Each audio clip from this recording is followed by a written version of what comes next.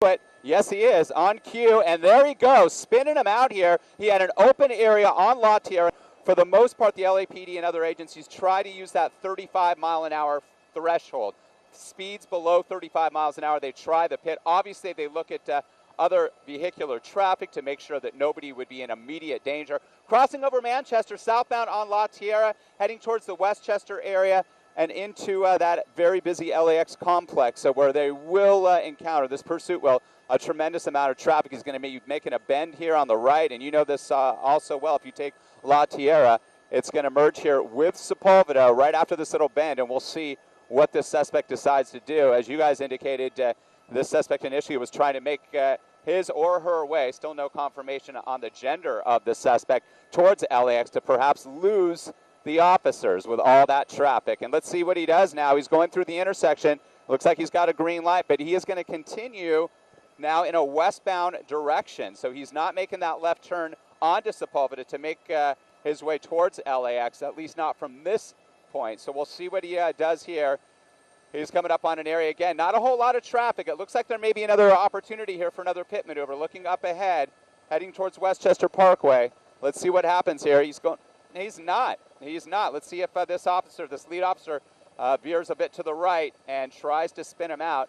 The pursuit was successful in not terminating the pursuit, but it certainly spun him out. But his car wasn't disabled. He still was. Another open area, spins him out. You could see that badly damaged windshield too, almost hitting the curb. Let's see if this officer tries to ram him. They really want to bring this to an end. They know that this guy has already struck and likely injured or badly injured an individual, a pedestrian possibly, or somebody on one of those scooters. Yeah, I had indicated that not only the front windshield was badly damaged, but also in the back, and that could have been from that impact, meaning that individual who was struck near or at the intersection of Manchester and Pershing during this pursuit in the Playa del Rey area likely went up and over the vehicle. Again, the condition of that individual unknown at this time. That occurred during the pursuit. Yes, now a hit and run felony and the vehicle to continue on. No, I believe I've seen two, one other time, and this is three now that we've seen. Three pit maneuvers, successful in that they spun him out, but unsuccessful in that the vehicle wasn't damaged enough or blocked in that they can continue on. Here he goes. Now they're going to try on the other side. Bam. There he goes against traffic on the other side. Wow, this guy is just relentless, and he is going to continue to go. Block him in. Now, a lot of these situations where pedestrians have been struck, and this does look like a vehicle that did hit somebody, and he's been hit multiple times by LAPD units. And now he's really picking up speed. Yeah, no question. He's really moving now. He's going to be making the right bend. This is that parkway that you see when you're on the far north side of LAX. He's going to be coming up on the In-N-Out Burger and has the choice to make a right turn here, right by the In-N-Out, to head down Sepulveda towards Century, towards the LAX complex, and into the tunnel, or perhaps on either the arrival or the departure level. And he is just flying. And officers know that this guy is a really, yeah, and he knows he's in trouble, and he always has, but now he's much more agitated here. And let's see what he does. People in a crosswalk here. It looks like there's an area. Oh, that's that traffic watch that's set up right at the entrance of the airport to guide traffic. And he is making his way southbound now on Sepulveda. So now he's going to be heading towards LAX. Let's see what he does here. And that's the area right there where people set up at the park by the In-N-Out. And he's making a 180 again now. So let's see what he does here. 4 pit maneuvers, unbelievable damage to the front and back. And of course his visibility's got to be diminished as well with that damage to the windshield, likely caused by striking either a pedestrian or somebody on one of those scooters here. All right, so now he's making his way back towards the exact same location we saw that 4th pit maneuver. An LAPD helicopter circling low overhead, a number of units. We believe Culver City's still involved. They were the lead agency because that's where the pursuit started. Again, unconfirmed reports. Looks to be a male. Unclear if there's anybody else inside that older model maroon Honda. But we did get confirmation that somebody was struck either on the street near Manchester and Pershing and Playa del Rey. That happened during the pursuit. The pursuit started in Culver City. And we have unconfirmed reports that it started because This individual is an assault with a deadly weapon suspect. All right, now he's making his way down Lincoln, away from the airport, towards Westchester, down towards LMU, and into the Marina del Rey and Playa del Rey areas, where this pursuit has already been. He's got cross traffic there. That was close. That was a real close call there. So now when we first started tracking this, Marla and Vanessa, he was really obeying the traffic lights. He was slowing down. It was a relatively slower speed chase compared to some that we cover, but now he's ripping through red lights. He's picking up speed, obviously very agitated. He could be armed. Again, an assault with a deadly weapon suspect. What that weapon was, when that incident took place, that's unknown at this time. All we know is that he did strike an individual near the intersection of Pershing and Manchester in Playa del Rey at some point during the pursuit after it had started in Culver City. Culver City, the lead agency, LAPD on it. LAPD, they were the ones attempting those pit maneuvers, all four of them successfully spinning them out, but not bringing the pursuit to an end. Again, northbound on Lincoln here, heading towards the campus of LMU. This is where you make your way down that hill towards the campus of LMU. It looks like possibly the back left wheel may be disabled in some way. We'll push in.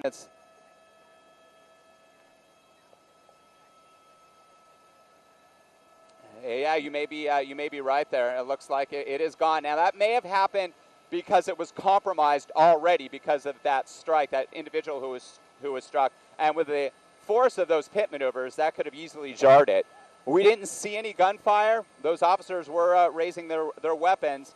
They rammed, this suspect rammed one of the vehicles. I mean, that's a deadly force right there. So this guy is very dangerous. They're tracking him now down into Silicon Beach, that area here, this area that's very popular to Southern California by the LMU campus on Lincoln, northbound on Lincoln here. A busy intersection. He doesn't have the light. Let's see if he makes a left turn. This is the area very close to where that individual was struck. So he's staying in that same area. This does happen a lot when you're familiar with the neighborhood. That's exactly right. So we'll see if that's the case. But at the same time, we were hearing that he wanted to go to LAX to try to evade the police there because of all the traffic. He had an opportunity, at least one from our vantage point. He chose not to. So now he's back essentially doing a circle from where he was before. A pursuit. Go ahead, Martha.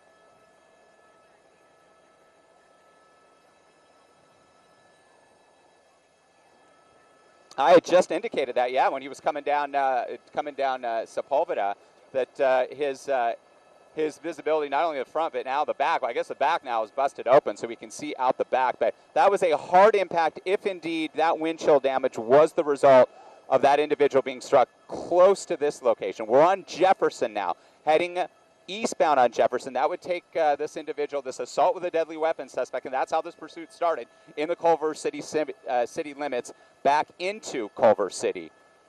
Units have backed off a bit, it looks like. Let's widen out. There's a few there, but they're not as close as they were earlier. And I see a wide open Jefferson here, so there may be another opportunity, a fifth opportunity to try to spin this suspect out. They're tracking him on the ground and in the air.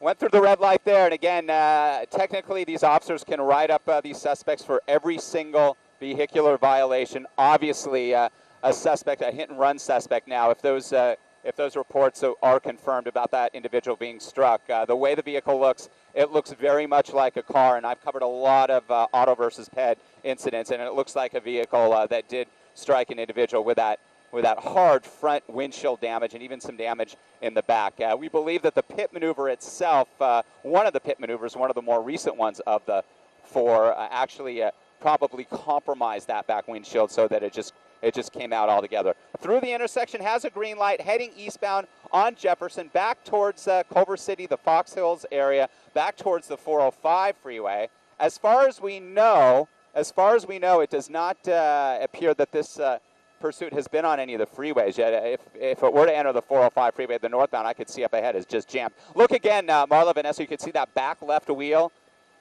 Definitely compromised, and likely by one of those hard hits by the LAPD. Again, a speed of 35 miles an hour or less, they can try one of those pit maneuvers. You can see the back windshield gone, the front windshield damage as well. The tinted windows. Looks like the driver, the suspect, has that front window rolled down as well, possibly to help with visibility. Exactly, that may definitely be the reason for that. From our vantage points of watching this, although the windows are tinted, we're not hearing of any other suspects inside the vehicle, just the driver itself. A badly damaged older model maroon Honda here being pursued, heading towards Fox Hills and Culver City, eastbound on Jefferson, now approaching the 405 freeway. You can see the back end damage, the bumper damage, that left wobbly wheel. Off and on. The majority of them he slows. There's been a couple that he's ripped through. It looks like he's starting to essentially take on that slower posture as he did when we first started covering this pursuit. Looks like he's going up possibly the 90 freeway. If we could pedal right just a little bit. Just past Slauson, and looks like he can get on the 90 freeway eastbound here. This is the shortest freeway in all of Southern California, starting in the Fox Hills area, ending in Marina Del Rey. It essentially is the 105 that never became the 105 freeway here. So this freeway will come to an end unless he decides to get on the 405 freeway here, and it looks like that's what he's done here. This is that convoluted ramp where the 90 meets the 405. He is now on the 405 freeway from that 90 connector and now heading southbound on the 405 freeway. Just as I had mentioned, that northbound side, if you got on that, that's the busy side from the top to the bottom of your monitor there. The southbound side, much lighter, heading out of Fox Hills towards Inglewood and into the LAX area. So now a different ball game.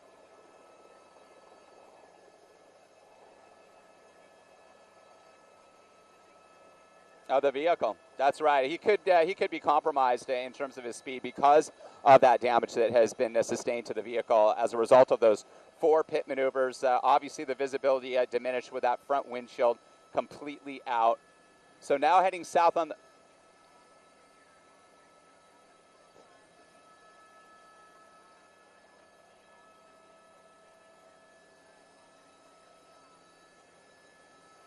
Yeah, that's exactly right. 4 units, the helicopter circling overhead. But what's going to happen now for all of us as this pursuit makes its way south is it's going to head into LAX airspace. So even those LAPD helicopters have some limit there.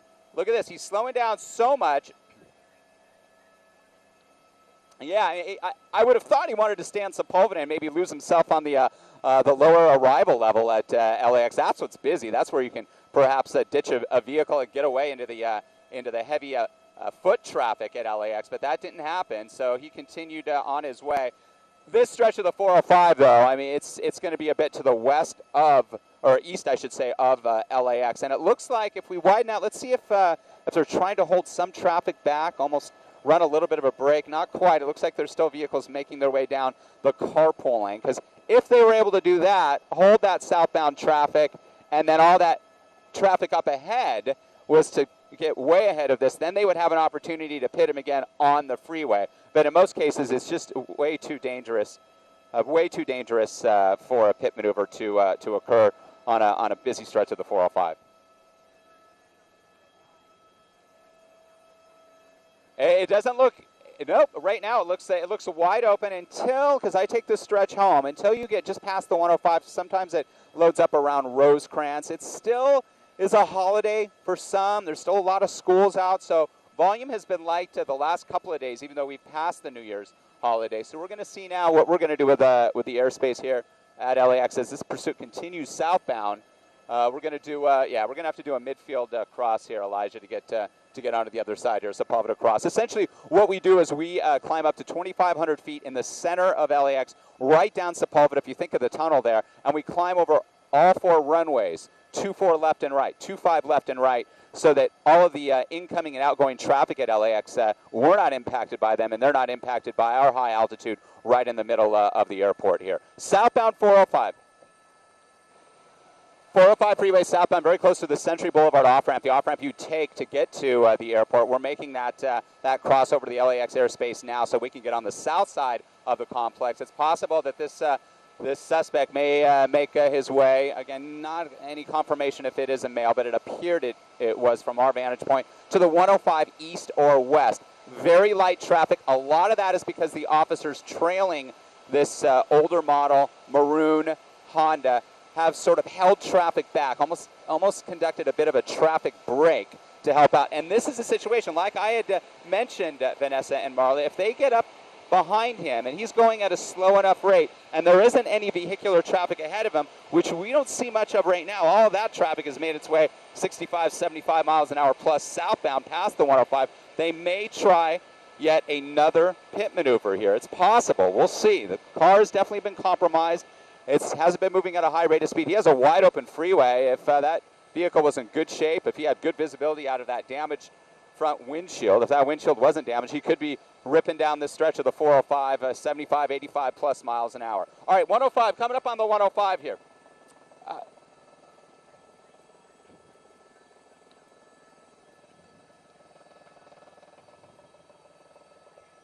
Again, the speed is paramount. So on most pursuits, if they have entered a freeway, they're usually going over 35 miles an hour, unless they're weaving in and out of traffic. And if that's the case, you can't do one there. You can't do one if he's going 75 or 80 miles an hour. Again, LAPD has the 35 mile an hour threshold for pursuits with pit maneuvers. All right, now he's coming up.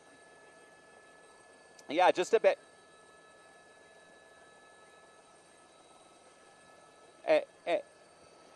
Yeah, and that's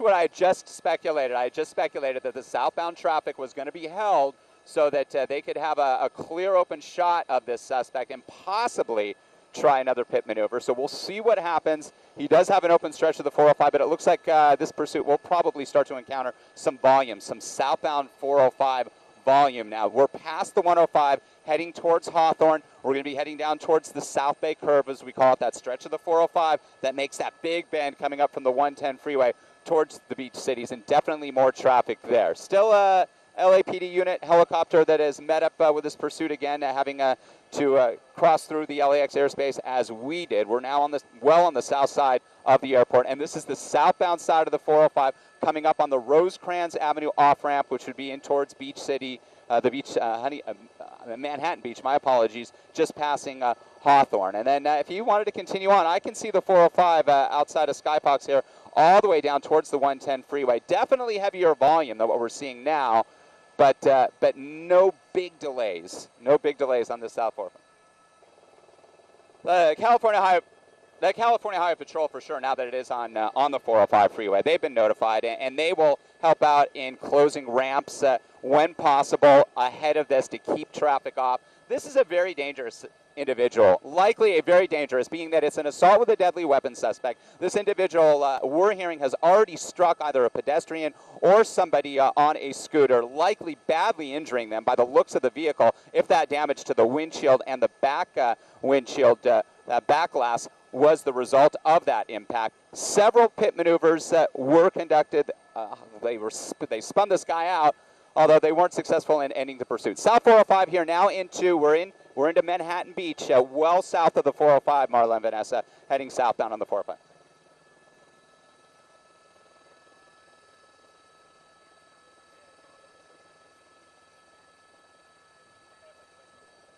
Okay, and that makes things even more trying for officers. When you have a situation like that, it's unclear if the suspect is armed, if that assault with a deadly weapon took place this morning, and this pursuit happened this morning. We're now into almost an hour that this pursuit has been going on. First starting in Culver City being the lead agency, and this pursuit was initiated by the Culver City Police Department because of the suspect being wanted in an assault with a deadly weapon incident. Where that occurred, we're not sure, but you could see from our vantage point now as he continues south on the 405, officers have pulled way back. Let's see what agency. That's still LAPD, it looks like. LAPD is still the lead here. For safety, maybe they are getting some intel perhaps on those phone calls from relatives. They want to keep traffic, southbound traffic back. Perhaps make this guy less agitated. If that's the case. We've seen a lot of agitation in his driving after those pit maneuvers, but now, he's been driving since he was able to get away from those. A little bit more easy, if you could say that. Not pulling over, obviously, like he should, but definitely slowing down. Part of that to reduce speed may be the result of the vehicle being so damaged from those pit maneuvers and from possibly striking and injuring an individual. That occurred back in Playa del Rey when this pursuit just started near the intersection of Manchester and Pershing. Southbound side of the 405, approaching Inglewood Avenue.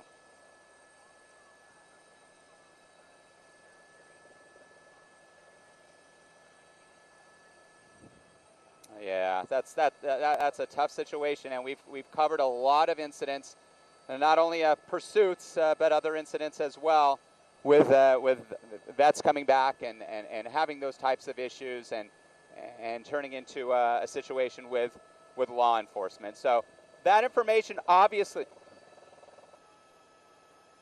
Yeah, as I mentioned just a few minutes ago, that the CHP was going to probably take over here once he did enter the freeway. And if he exits the freeway, say in Hermosa Beach, down towards Redondo into Torrance, he's going to be making his way into that area, then the Torrance Police Department would pick up as well. Sometimes during pursuits, you see those lead agencies track him all the way, he or she in these pursuits, well across city boundaries into other communities as well. We had one down in the South Bay recently where the pursuit was initiated in Redondo Beach, and it went well outside the city, but it was the Redondo Beach Police Department that actually brought that pursuit to an end. You can see there that vehicles are pulling off to the right, and this is a good time to remind everybody, if you encounter something like this down the freeway, all of a sudden in your rear view mirror, you see a bunch of officers, lights and sirens, tracking somebody, never ever try to be a hero. Pull over to the right, give these officers plenty of space. You just don't know what you're dealing with. And these officers, the CHP, the LAPD,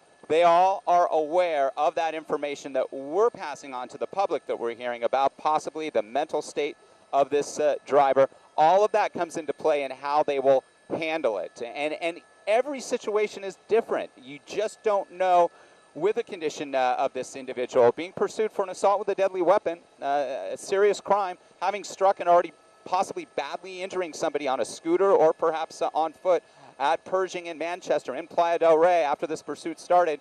You just don't know what you're going to deal with. And this guy has been running, rampant, especially those pit maneuvers, being able to evade officers.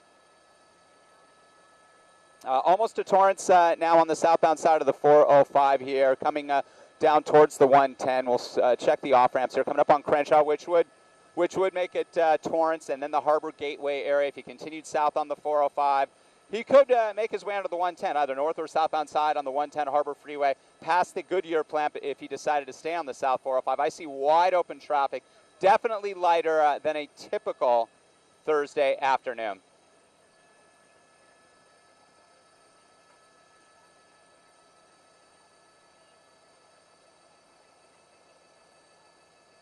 That's right, but unfortunately one individual already, and you think of the kids who are out of school, so they could be, vulnerable in that they're out rolling around on their bikes, their skateboards. We don't have any information on the individual on the scooter. We're hearing it was a scooter, possibly a foot pedestrian that was struck and possibly injured badly.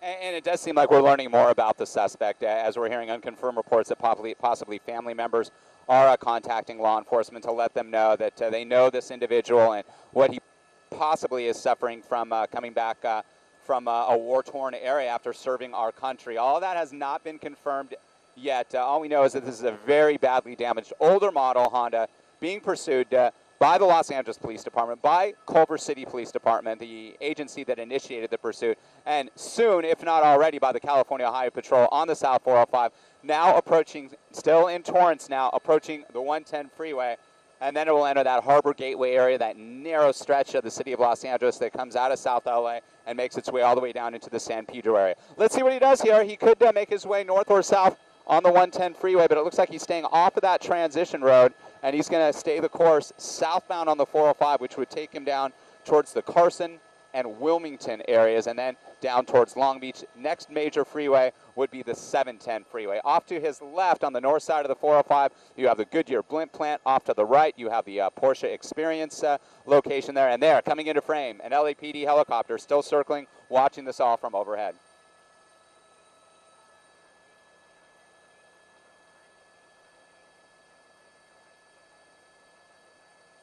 That's right. And again, as I had just mentioned a short time ago, another reminder, if you do ever encounter, there's a CHP unit getting on a ramp there. There we go. And it looks like there's another unit. So CHP has definitely joined the party here on the southbound side of the 405 freeway here. But a bit more traffic up ahead, but still very light. So the volume is incredibly light coming southbound away from the 110 Harbor Freeway down towards Wilmington and the 710 as we widen out. There is that Porsche Experience there. You see the vehicles down below. Off on the left side of your monitor is the the Goodyear blimp facility, just to familiarize you all with the location we're traveling. South on the 405 freeway, down towards Wilmington now, and the 710 freeway. So this pursuit, Vanessa and Marla, has been going on a better part of an hour, perhaps more. So you start to think about how much gasoline this vehicle had when the pursuit was started. If it had a full tank, it's good to go for a while. If it was getting a bit low, then fuel could become an issue. The damage to the car, definitely an issue. We've seen at least the back left wheel wobbling a bit. That could be compromised in such a way that eventually it could disable the vehicle altogether. Okay, you can see this HP unit getting a little closer here. The SUV tracking in one of the middle lanes here on the southbound side of the 405, approaching the Avalon Boulevard off-ramp, putting it in Carson. Next to community would be Wilmington, and then towards Long Beach and the 710 freeway.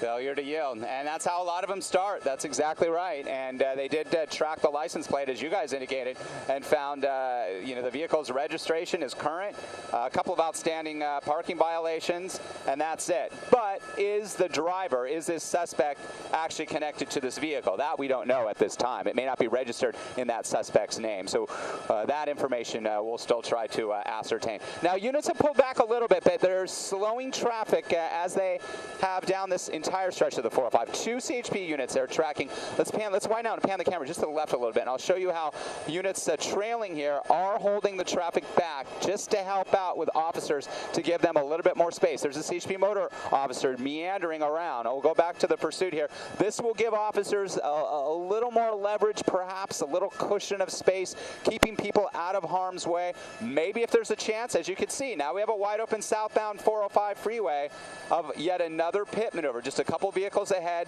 the north and southbound sides obviously separated by that K-wall, that concrete barrier. The northbound side is the side coming towards us here, southbound side going away. There's the Wilmington Avenue off-ramp, approaching the 710 freeway in the community of Wilmington, having just left Carson, heading now down towards Long Beach. So we'll see if they actually try that again. And that lead vehicle there is communicating with the captains, his upper brass, to see how they want to handle this. They are getting as much information on the suspect as possible. They know what happened already along this pursuit that's lasted over an hour, that unconfirmed reports that an individual near the or at the intersection of Manchester and Pershing in the Playa del Rey area was struck. And by the looks of the vehicle, if that damage to the front windshield and the back was caused by that impact, that individual is likely badly injured. Again, we're still trying to get information on that. Pursuit starting in Culver City. That incident involving the person who was struck occurred in Playa del Rey. This pursuit made its way primarily on surface streets, Culver City, Playa del Rey, Inglewood, towards the Westchester area, north of LAX, and then he decided finally to hop on the South 405, passing LAX, going through the beach cities, down towards the 110 freeway. Carson, Wilmington, now approaching the 710 freeway on down the South 405, approaching Long Beach and Long Beach Airport. A wide open freeway, partially because those units behind what you're seeing here have been able to hold traffic to slow traffic, but now we're getting into a little busier area, and this is where we're going to see a lot of big rig traffic. That north and southbound 710 always loaded with tractor trailers bringing goods to and from the Long Beach and LA harbors. And there you go, on cue, into frame. You can see some of those big rigs there. So we'll see what happens here.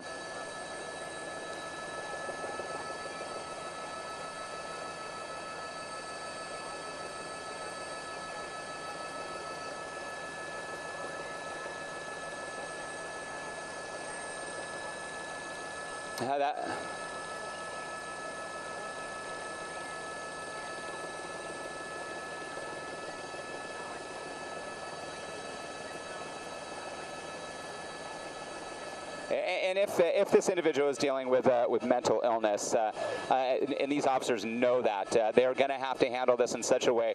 First and foremost, they don't want any innocent bystanders to be injured or tragically killed, which we have seen here in Southern California. That is their first goal. Their second goal is to bring this pursuit to an end without any officers or the suspect being injured, taking we believe it's a male being pursued here, into custody. On the southbound side of the 405, having just crossed over the LA River, passing the 710. He's staying the course on the South 405, now into the community of Long Beach, approaching Long Beach Boulevard. Very slow speed. He's possibly down to that 35-mile-an-hour threshold.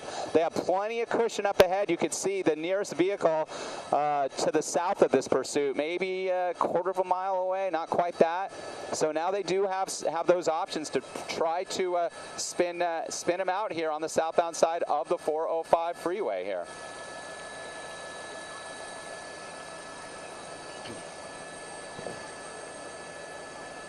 That's exactly right. They do not want anybody else being injured. They had those opportunities where they had wide open surface streets, and they successfully did those multiple pit maneuvers, but it wasn't successful in terminating the pursuit. Unfortunately, they just, these vehicles, when they spin out, you just don't know which way they're going to be facing, and if there's another officer blocking the suspect's vehicle in, and that just wasn't the case here. And this suspect was able to get away from all four of those pit maneuvers, something I've never seen in all the pursuits that I've covered from up here in Skyfox. Southbound side on the 405, approaching Cherry Avenue, down towards Long Beach Airport in Long Beach. This pursuit continues well over an hour, now going on about an hour and 15 minutes, we believe, having first started in Culver City.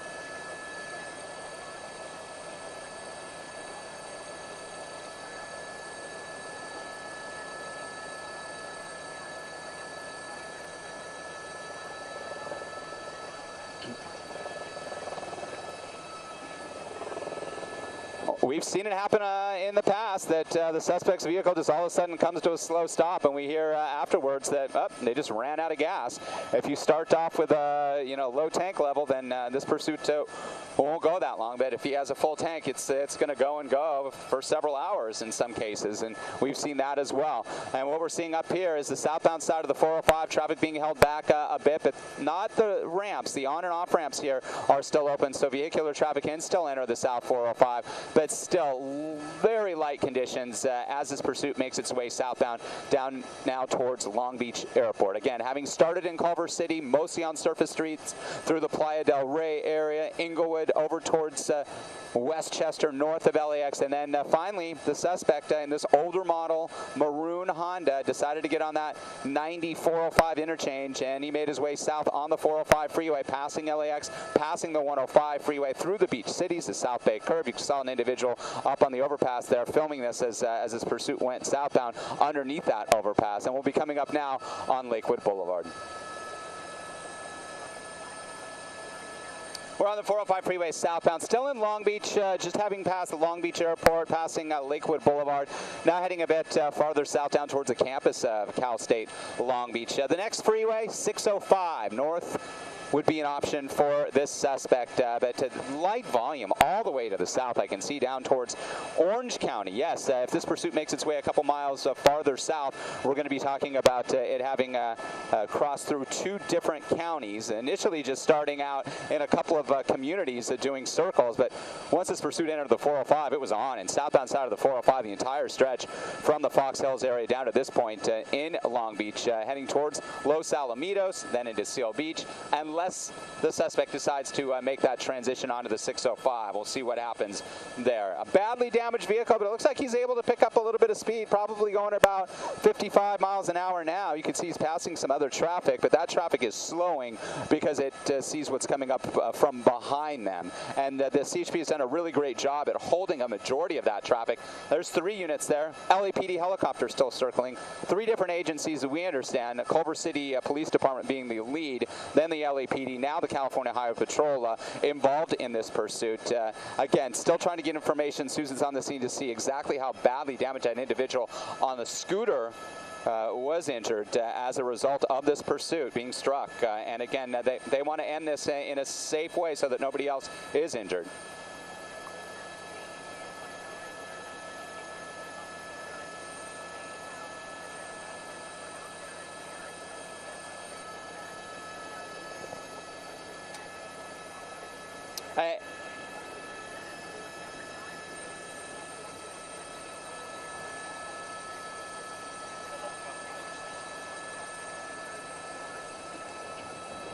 I have not. I've seen a couple, too, and I believe that's only been once. So that definitely yeah, it was the luck of the draw in those situations.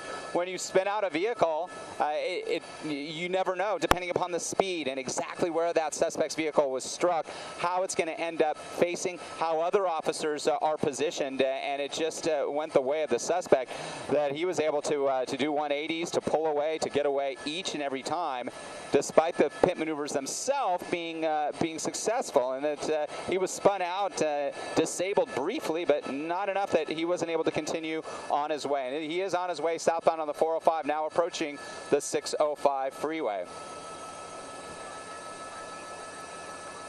Still in Long Beach, but coming up towards Los Alamitos. He's going to be entering the community of Los Alamitos any moment now. Once you get with a merge with the 605, and it's coming up right now. But now if he continues south, and he is, he's not making the transition. There's the flyway transition from the southbound side of the 405 to the north 605. He's continuing southbound.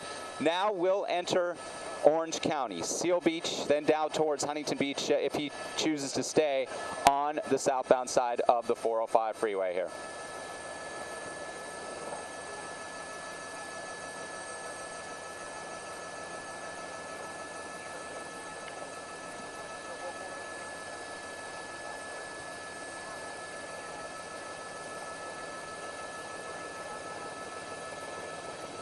Right now, it looks like he's going pretty much the speed limit, maybe even a little below. You can see the other traffic are merging in, and they're likely going 65, 70 miles an hour.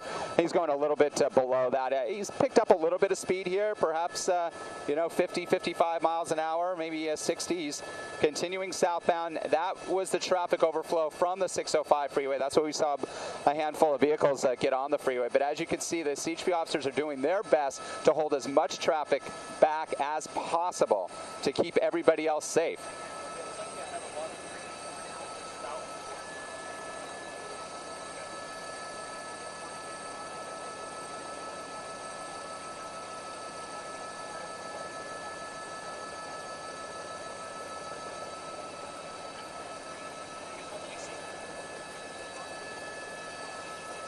Yeah.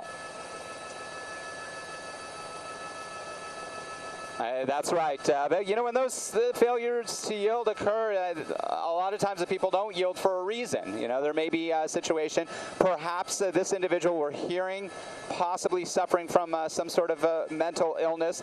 That could factor in as to why he did not pull over when officers lit him up in Culver City and continued on his way. A lot more CHP officers getting into the mix now that we're entering Orange County. And what they're doing is they're really holding back traffic. Now, look at them. We got, how many do you count? 5 there now. 5 SUVs, CHP SUVs, trailing, holding traffic on the southbound side of the 405 back. We are now in Seal Beach, approaching the merge with the 22 freeway, coming out of Los Alamitos.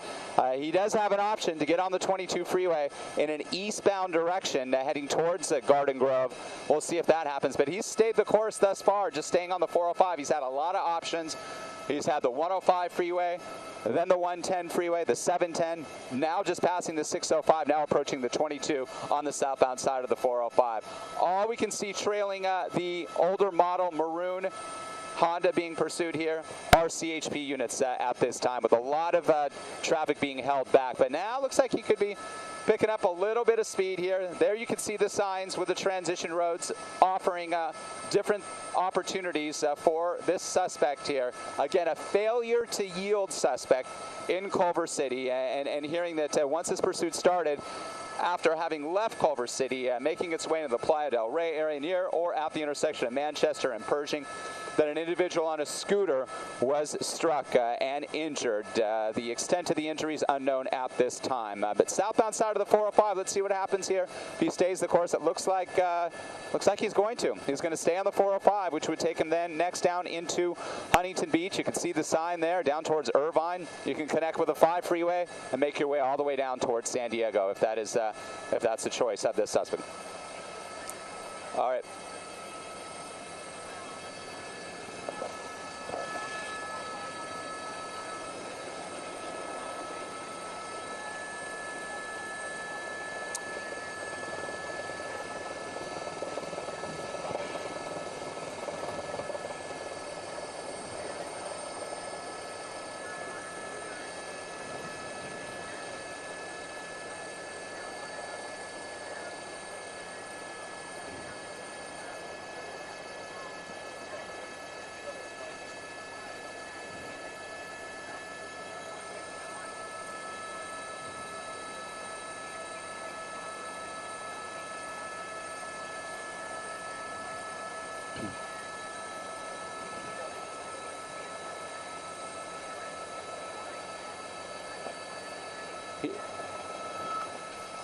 Yeah, that's what we were hearing, that it was close to or at the intersection of Manchester and Pershing. But we got confirmation there, so a lot of this information that we got initially is coming to truth. And that when we first started covering this, we heard that it was an individual on a scooter that was struck, and those scooters are getting.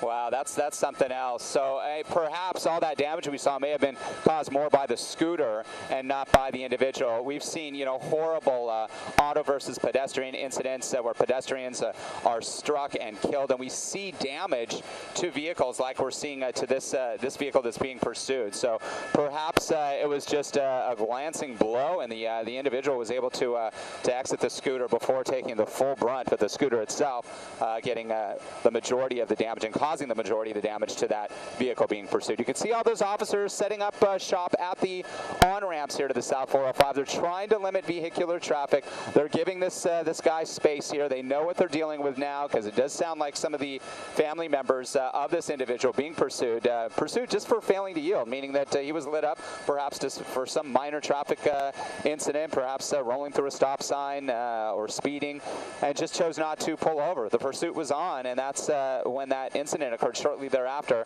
having exited Culver City into that area of Playa del Rey. And that's where the LAFD, that is LAFD jurisdiction, so that's why paramedics from the Los Angeles Fire Department responded to that person down. And that is good news, Marla and Vanessa, and that we're hearing non-life-threatening injuries.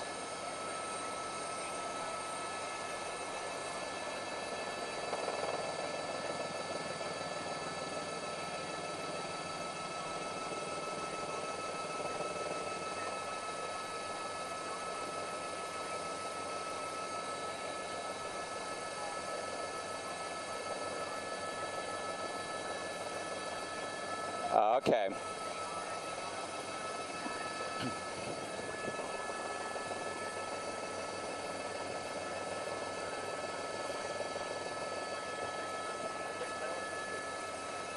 And the situation is, and as this information comes in so quickly as these pursuits evolve, it may be a situation that the pursuit was happening, vehicles were trying to move out of the way, get out of the way, and one of those vehicles that was trying to get out of the way may have struck the scooter, and then it turns into the scooter itself being struck by the suspect. Bottom line, that suspect's vehicle is badly damaged, so something hit it and caused that damage early on in the pursuit. So all that will be sorted out. We just hope for the best for that victim that was hit, that was riding a scooter in the Playa del Rey area. Southbound side of the 405, now heading towards Beach Boulevard into Huntington Beach, down towards Costa Mesa if the pursuit continues that far. Still very light volume, and a lot of that is the result of the California Highway Patrol holding traffic behind the pursuit, keeping all those vehicles back, keeping a safe distance. This pursuit being tracked by the California Highway Patrol on the ground. An LAPD helicopter was circling overhead for a time as well. I haven't seen him lately. We'll see if there is some air support here. If he had a break for fuel, I'm sure there will be another helicopter that will join in to watch this from above. And a lot of times what they do is they do let these pursuits sort of run their course as long as, at least at this stage, it's not dangerous. They back off a little bit. They keep the driver from getting too agitated. They can always track the pursuit from the air. It does appear that they know a bit about this suspect. They know about the vehicle, who it's registered to. So all that information comes into play. But the bottom line is, if there's ever a situation that this pursuit is going to endanger somebody innocent again, then they're going to be as aggressive as possible to bring it to an end.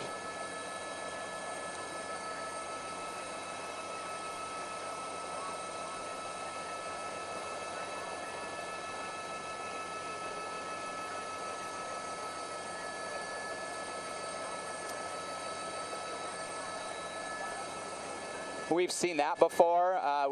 Spike strips are possibilities. They could try to, slow traffic enough that they have that wide open cushion. But again, this is a wide stretch of the 405 freeway there with a carpool, and you have multiple lanes, and tossing a spike strip across all lanes, and the suspect not seeing that strip and actually riding over it. That's a bit of a crapshoot, but it has worked in the past, and that is an opportunity. And an opportunity for a pit maneuver still is there once there is enough of that cushion so that nobody else would be badly injured in the event that it went awry and other vehicles were close by. And we're not seeing that right now. And you can see the distance between that suspect and the lead CHP unit. It's a good cushion there.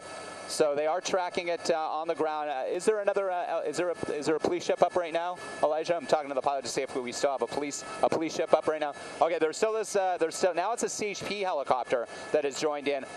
CHP helicopter tracking this as well. We saw an LAPD helicopter for a while, and then I believe he pulled off. So now a CHP helicopter. So they are tracking it in the air, CHP, and they will continue to do so. And they can back off if they choose to. But they want to end this. They want to bring this individual into custody without anybody else being injured. Southbound 405 through Huntington Beach.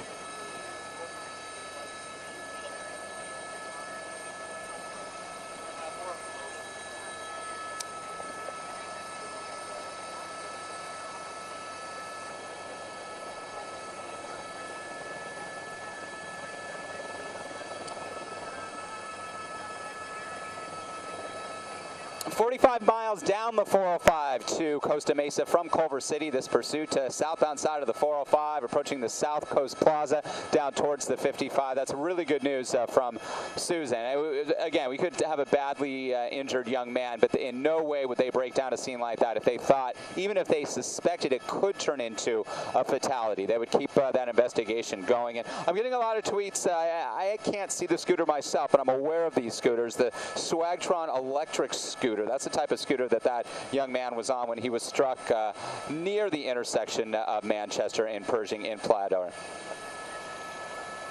Yeah, exactly. This is one you can, pick up at your local Walmart. Southbound side of the 405, we've seen no other incident since, or heard of any serious incident since that one that occurred during the start of this pursuit, shortly after it was initiated. And this pursuit's been going on now likely an hour and a half, or if not longer. Again, 45 plus miles now southbound on the 405. CHP units trailing. 55 freeway coming up. John Wayne Airport coming up. That will be on the right side of the 405 as we make our way into Orange County. It looks like the interchange of the 55, he's going to avoid that as well and just continue on his way south. This would take him down into Irvine, down towards the Y and El Toro, where the 5 and the 405 meet. That's where he could continue south on the 5 and make his way all the way through South Orange County, down through Mission Viejo, San Clemente, and possibly points south of that location. He is staying on that southbound side of the 405. Here is the interchange with the 55. So yet another freeway. He had the opportunity to change course, and he's chosen not to, continuing south. He certainly is.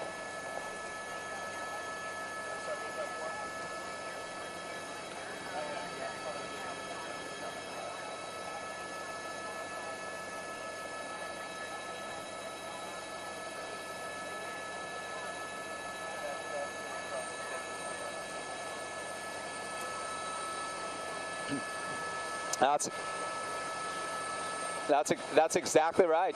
You know, those miles in addition to the now probably closer to 50 miles that this pursuit has made its way just down the 405. We're transitioning now through the airspace at John Wayne Airport, crossing over to avoid all the commercial air traffic. And this suspect is continuing southbound in the middle lane. He's been staying in the middle lane for miles now, keeping a moderate speed at or below the speed limit, and not driving recklessly. The only time we visually saw him driving really erratically and recklessly was initially after those pit maneuvers. That is when that driver really was getting agitated. We'll push into the vehicle here. We can see definitely a male driver there. You can see that left back wheel is compromised. The back windshield is completely out. The front glass severely damaged by that scooter. That incident that occurred just after the pursuit was initiated, and it was initiated by the Culver City Police Department, if you're just joining us, just because of a simple failure to yield. They lit this individual up for some incident, some traffic-related violation. He chose not to pull over, and the pursuit was on, and it's on here in Orange County.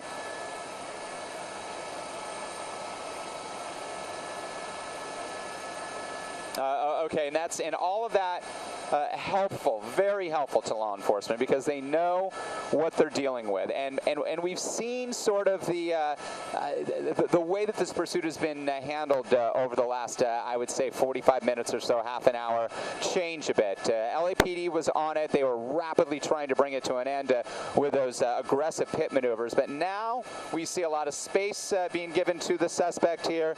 Nothing too erratic, just tracking. That's right. And tracking from overhead with a CHP helicopter as well.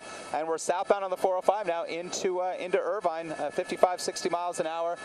Next opportunity for a freeway change would be the 5. He's going to run out of the 405, so he's either going to continue south and connect with the South 5, heading down towards South Orange County and perhaps down towards San Diego, or make a northbound trek on the 405 and come back towards LA County. Middle lane, you can see very little traffic. Absolutely. As long as they're on the freeways, they will continue on, and it doesn't look like he's exiting anytime soon. He's had multiple opportunities, not only to exit onto surface streets, but also to other freeways. He's left that comfort zone, at least what we believe is a comfort zone of where this pursuit started, perhaps a neighborhood he was familiar with. Perhaps he may even reside in the Culver City, the Westchester, the Inglewood, the Playa del Rey area, because that's where the pursuit stayed, on surface streets for some time. But finally, after those multiple pit maneuvers, he decided to get onto the 90 freeway near Slauson and make his way onto the South 405 and continue southbound to this point, now coming up on over 50 miles. Yeah, and it looks like he has rolled up that front window, the front door window there. So he doesn't have the option of looking outside, at least turning his head. And on the freeway, it's a bit more challenging. But you're right, he has a little bit of visibility, good glass on the far left side as he faces out, but not even seeing any LAPD units. In fact, the LAPD helicopter broke off a time ago, and it's even the LAPD that's tracking, or the CHP helicopter that's tracking from above.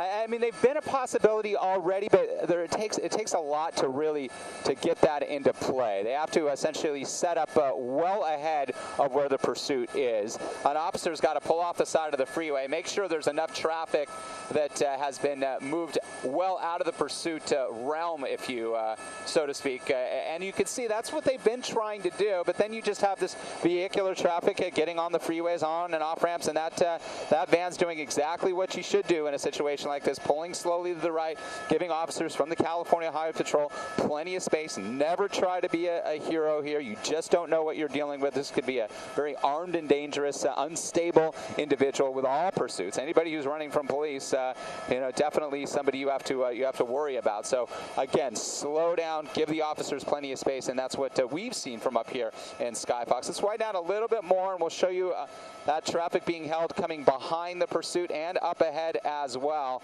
I mean, you can almost count the vehicles. There's units back here holding traffic the best they can. We'll come back down towards the pursuit here. But back to the question about the spike strip. They have to have enough real estate between the vehicle being pursued and the officer that's positioning up ahead so that officer can safely run out and deploy that spike strip across lanes. But this stretch of the 405 having been widened over recent years, the carpool lanes being added from LA County south into Orange County, it's a big wide stretch of roadway here, and it would be a bit challenging, and the officers would have to get a little bit of luck involved in order for that spike strip to be laid across all lanes with multiple spike strips and to disable the vehicle.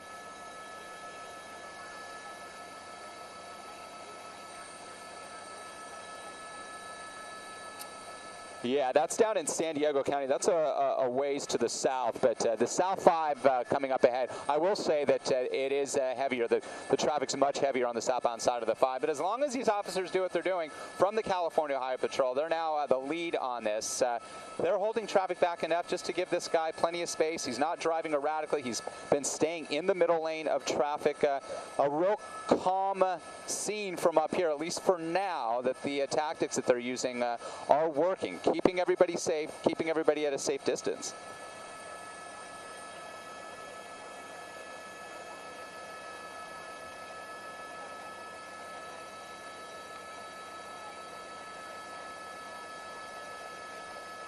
Yeah, that's exactly right. I mean, there's a lot that they could do, but I think time is on their side at this point, and that he's not driving too erratically. They've been able to get a little bit of information. We're hearing even from his wife, this male suspect being pursued. All of that's coming into play, making sure everybody is a safe distance away. And then when I say, let it run its course, perhaps let it run out of gas, perhaps he'll just, eventually give up. Perhaps there's some communication going on. We don't know if the suspect has a cell phone, and perhaps even talking to his wife as well, and she may be trying to convince him to pull over. There's a lot that could be going on there, and all of that could be coming into play in how these officers are handling it, because they're not being ultra aggressive with it. They're giving that space cushion. They're watching from above and on the ground here with these CHP SUVs. Southbound on the 405, we're going to be approaching the Y here shortly.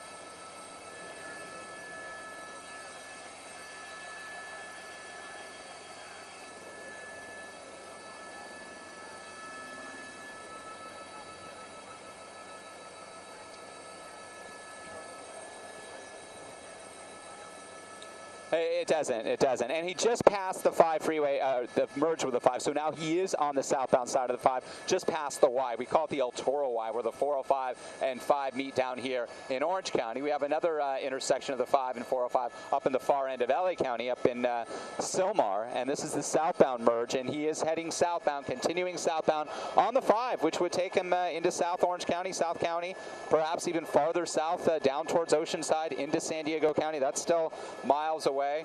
But this pursuit, having covered a lot of real estate, initially covering just a very short area that was covered, but now heading south on this entire stretch of the 405 and now on the 5 freeway.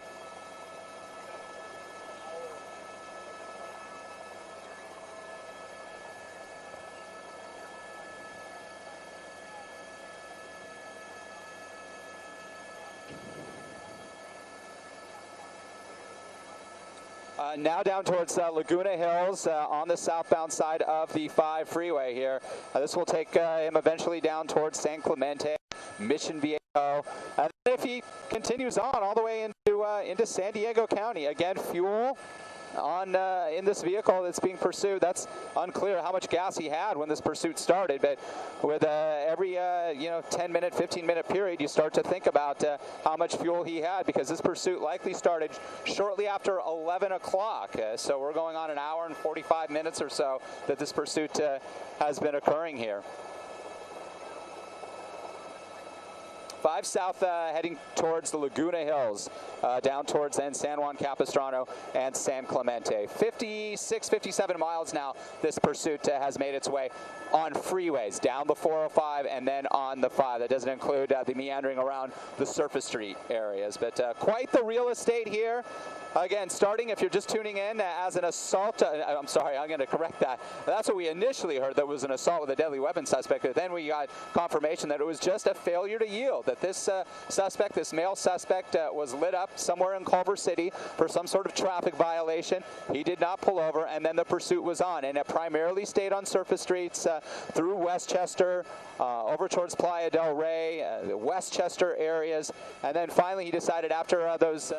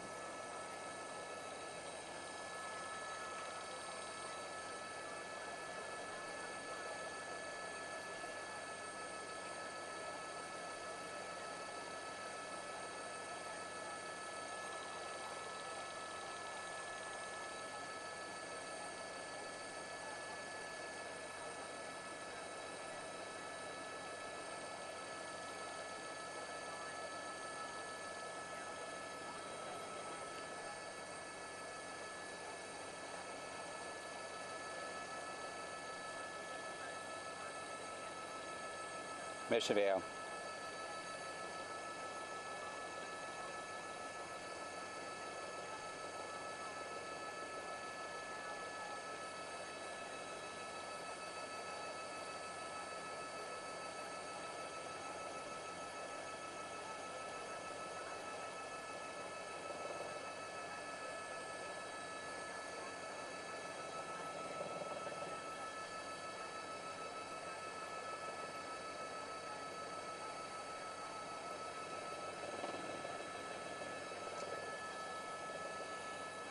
Certainly have. Now heading down towards into South Orange County, and this is the stretch of the 5 that will eventually wind its way towards the 73 toll road, and then towards San Juan Capistrano, and then towards Capistrano Beach, paralleling the Pacific Ocean. And looking up ahead to the south on the 5 freeway, seeing a similar traffic pattern, really light. You know, a lot of people still off for the holiday week, having the holiday fallen on a Tuesday. Still a lot of schools that are out, so the vehicular traffic has been down the last couple of days, even after the New Year's holiday. And we're seeing that on the 5 freeway. Southbound side of the 5 freeway here, coming through Mission Hills, now down towards the San Juan Capistrano area. Moving at about between 55 and 65 miles an hour, staying in that one middle lane. CHP units giving a nice space cushion. Just a situation that we haven't seen change all that much in some time now.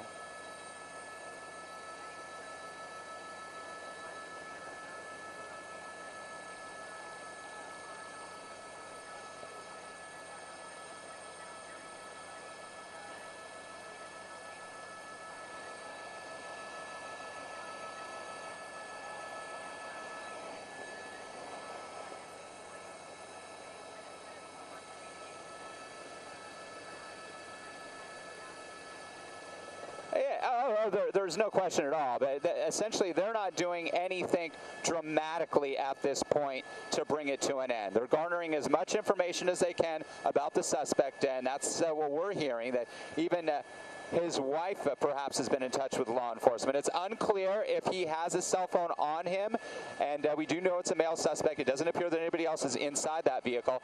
If he's communicating with anybody, perhaps a loved one, perhaps his wife, that could be coming into play. And essentially they're just letting this play out based upon all that information they hear and what they're seeing right now. Now, if this changes and he starts getting more aggressive, he gets off the freeway, people start getting into a dangerous situation, innocent people, then as we've seen in the past, we will likely see a more dramatic, a more aggressive approach by the California Highway Patrol, who is the lead agency now here as we make our way south on the 5 freeway in Orange County, and we would see them try to bring it to an end. But at this point, they're just holding back, watching from above, keeping that space cushion from below, keeping as much vehicular traffic away as possible on the southbound side of the 5 now through Mission Viejo. Now 65 miles down the 405 and 5 freeways into South Orange County.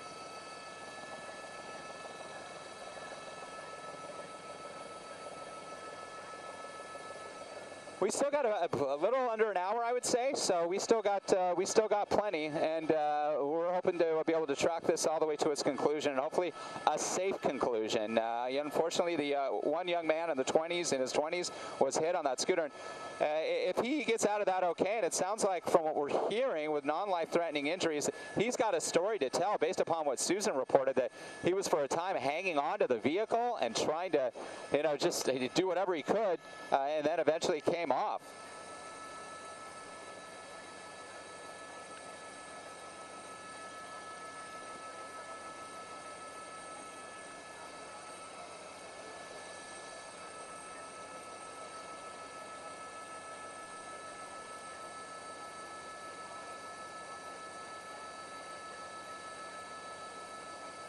Oh yeah, absolutely.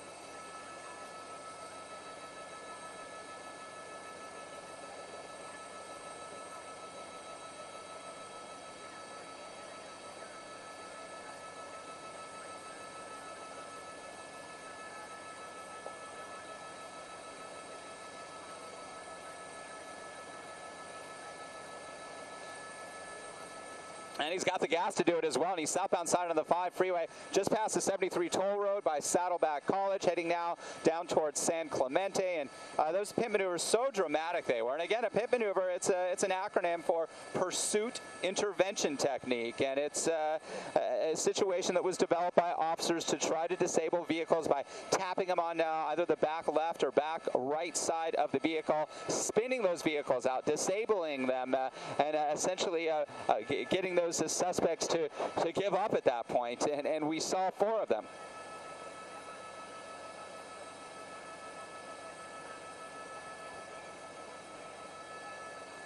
Exactly. I've seen a few situations where there's a partial one, and then another officer comes upon the situation right after that, and he does the final sack, so to speak, a partial pit and then a full pit. I've seen a couple where there have been 2 full that needed to be done. I've seen that once, I believe. And then besides that, that's it. Never before 4 separate pit maneuvers like that, and it was just the luck of it that they were able to this suspect was able to get away. The way that the car ended up and the way that the officers were positioned.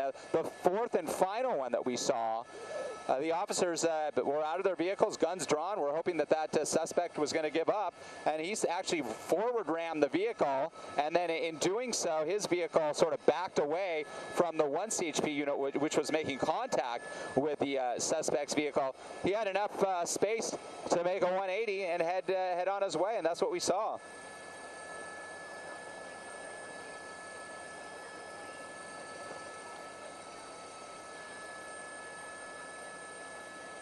No. There you go. You see the units, the CHP units there, and they're doing a good job at making sure that traffic is held back. As we pan the camera to the right, let's see, there's more. There's a couple more units. So they're just doing a slow break here. They're not completely prohibiting southbound traffic from going through. They will, though. There's enough space there, so if something major happens up ahead at the pursuit, they can hold traffic and keep everybody back. But at this time, the way it's going, they don't want to inconvenience anybody more than they have to already, so they're letting traffic flow perhaps at about 40, 45 miles an hour down the 5 freeway through Mission Viejo now, San Clemente, and then down towards San Onofre and into San Diego County.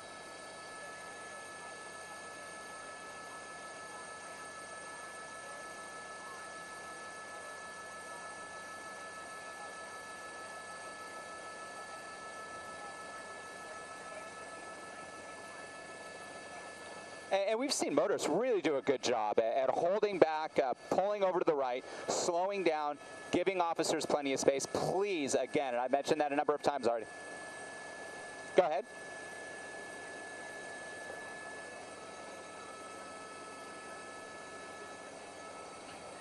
I did not see that. Did that just occur?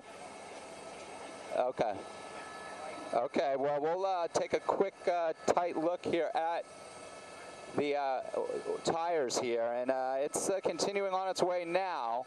And are you guys getting a confirmation that it was a successful throw of the strip and the vehicle did make contact? Okay. Okay.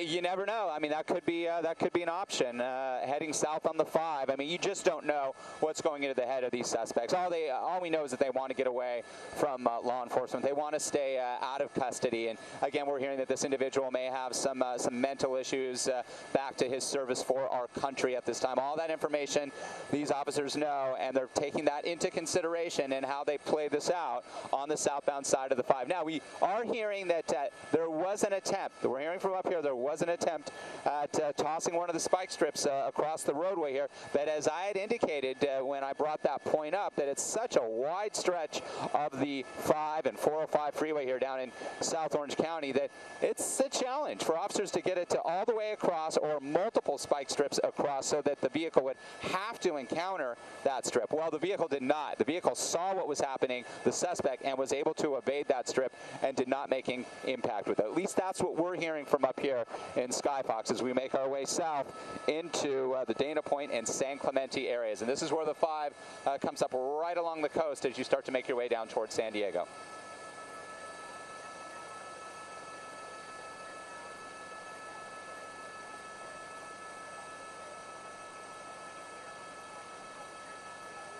We're on the 5 freeway coming up towards the Dana Point area through San Juan Capistrano, heading south. Next community would be San Clemente. Again, traffic being...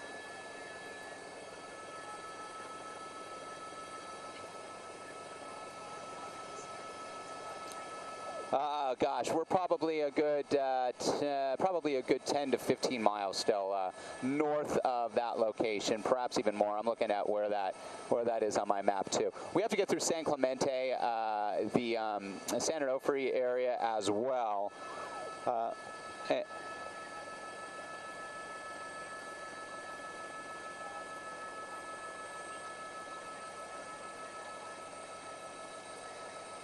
No, definitely. If you get the traffic to slow a little bit, I mean, all those options are open. And again, when I say they're just sort of letting this run its course or run through the process on the freeway, because he's not doing anything erratic at this point. They have options. They know a little bit more about the suspect. As long as he's not endangering anybody, they're keeping people far enough away from this.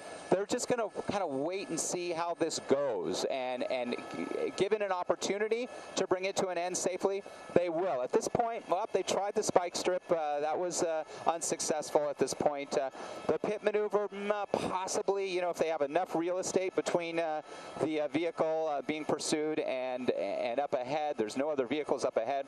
Behind, we know that the traffic's being held. That the problem is, too, is all these ramps, these on-ramps to the southbound side of the 5, they haven't been shut down entirely. Some of them we've seen units, but they have to get pre-position units at those ramps to prevent any more traffic from entering the freeway. And then he's got to reduce the speeds a bit. I give that 35-mile-an-hour speed threshold in terms of conducting a pit maneuver. That's not to say they can't try one when he is going 50 or 55 miles an hour, given the conditions, given a wide-open freeway, no other foot or vehicular traffic around, and the only people that would be endangered, in addition to the suspect, would be the officer conducting that pit maneuver. Again, the pursuit intervention technique that we've seen play out all so many times in these high speed and slow speed and moderate speed pursuits like this one from up here in Skyfox. But never before, at least I've never seen 4 separate pit maneuvers attempted, and the suspect was still able to evade police. 5 freeway southbound past Dana Point now into San Clemente. I can see San Clemente Pier up ahead, San Onofre Trestles, and up towards the San Onofre Power Plant and Camp Pendleton. Another spike strip right there. There's another spike strip. Let's tilt down and show really quickly. There's the officer there. And again, see the size of the strip, and they position themselves. They throw it out, but there just isn't enough to cover that whole freeway. And it wasn't successful. He saw the first time that was attempted. You may have seen that time as well. So 2 spike strips, and they'll continue to try, because you never know. If he's off now to the right, yeah, perhaps they'll get an officer on the right. If they could get officers on both sides of the freeway here, on the left and right side, and simultaneously throw a couple across and not really give him much room to evade both of them, then looks like he's putting on his brakes at this point. Looks like from our vantage point, we saw a little brake light action, so we'll see what happens. It could be the sun reflecting off. Southbound side of the 5, again, past Dana Point, through Capistrano Beach, into San Clemente now. Quite the real estate this pursuit has covered. Now heading down towards San Diego County. Camp Pendleton, San Onofre Nuclear Power Plant.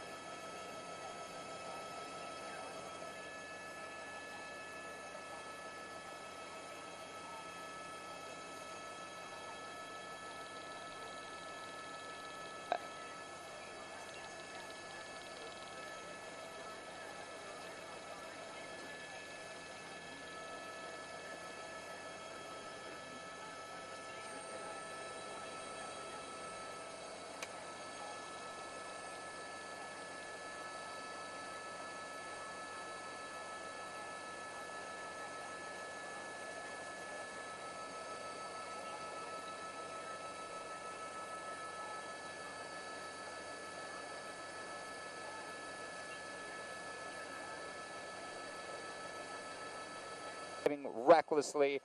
The officers were doing whatever they can to try to bring it to an end, because that's how the situation was. Now it's not like that. So now the officers are giving the space cushion.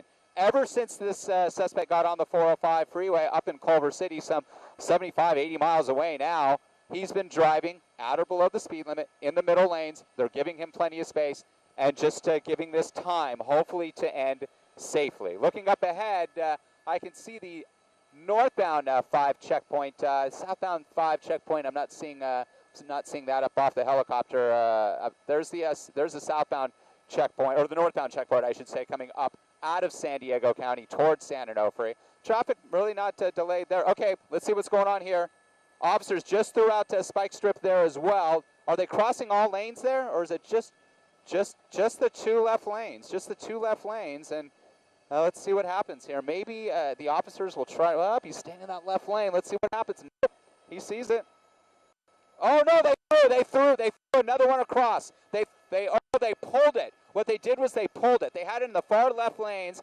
Then as he was starting to make his way to the right, because he saw it and he said, oh no, I got you guys. They pulled that spike strip. That vehicle definitely made impact with that spike strip, that third spike strip. It appeared from our vantage point, it did. I mean, or it may have just, I mean, it looked like it hit the vehicle in some capacity, because what the,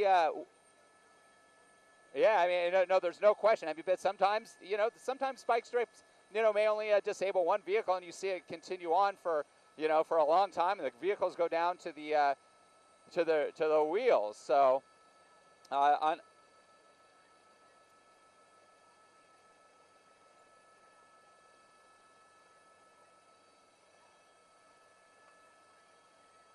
mean, again, maybe we can re-rack that and see what happened and play that as we've been playing as.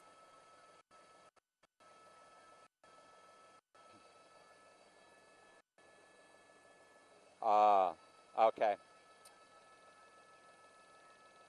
Okay. Okay. And if you didn't. Yeah, it didn't. What happened if you didn't see it? I don't know what you guys saw or didn't see, but the spike strip was laid out in the left two lanes, as we've seen with the previous. That was the third, or the previous two. That was the third attempt. They laid them out, and there was no traffic. The officer actually walked across the freeway and laid it out in the far left two lanes. Then that officer, with another officer, went to the right shoulder area, and as the vehicle, seeing the spike strip in the left two lanes, made his way over to the right two lanes, and as that was occurring and he was heading south towards that strip, the officers yanked the strip across the freeway so that it would cover those two right lanes, and it appeared that some sort of contact was made. Whether or not the the tires were damaged, that's unclear, but it does appear that it hit the vehicle in some capacity. But as of right now, as it continues on, if there was some sort of impact, the impact wasn't significant enough to any of the tires yet to disable the vehicle, at least from what we're seeing now. Sometimes it takes a little bit of time to see the damage being done, and we start to see all of a sudden a wheel that the tire that goes completely out. But we're not seeing that. Continuing southbound on the southbound side of the 5 now into San Diego County. This is the area that's not developed south of Camp Pendleton as you make your way into northern San Diego County. So we're well south of San Clemente, south of the border of San Diego County and LA County. And the next border, we're talking about the Mexican border with the U.S. Down towards, and there's no way he would get beyond that point with the security and all that's down there, having crossed through that area a number of times on surf trips, as many of you at home may have as well. The next major Oceanside, still well to the south of this location. He has a wide open freeway, unclear how much gas he has at this time. All right, it looks like he's pulling over to the right. Look, he's slowing down to the right.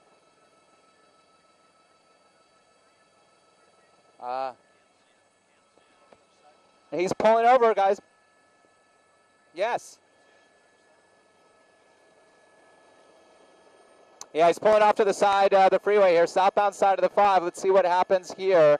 It's unclear. He sometimes, again, they just decide to pull over and give up. That happens. He could be running out of gas. That's a possibility. We haven't seen any, and it's difficult with the sun angle and the shadows, if there was any damage to any of the 4 tires as a result of that spike strip that was pulled across lanes on the southbound side of the 5. We're still well north of Oceanside in this real rural area here of northern San Diego County. Traffic now will be held. All southbound traffic on the 5 freeway. It will be a full break, and as you can see, officers are setting up here. And again, this doesn't mean this situation is over. It still could be perceived as a very dangerous situation. It's unclear if this suspect is armed at this point. They do have information on him, at least that's what we're hearing from the suspect's wife. Guns drawn, southbound side of the 5 freeway here, well north of Oceanside. This is a good probably 5 to 7 miles north of Oceanside Harbor. And as you can see, weapons drawn, non-lethal as well as lethal. And as we go back to the vehicle, let's see what's happening here. If he's deciding to give up, or he may just stay inside. We've seen situations like this where then it turns into a barricade situation, barricaded inside the vehicle, and some of these can last for hours. Southbound side of the 5, I'll tell you that though, traffic is stopped here. I'm trying to get a good ramp for you here of where this is occurring, but we're well into San Diego County now, north of Oceanside. Southbound.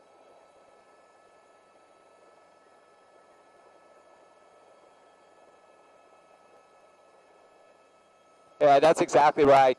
He's just staying inside the vehicle now. Officers are instructing him, if they haven't already, will instruct him to exit the vehicle, hands up. First showing his hands and arms outside of the driver's side door, but we just haven't seen that yet. And by now, I'm sure he's been given those very strict instructions. So.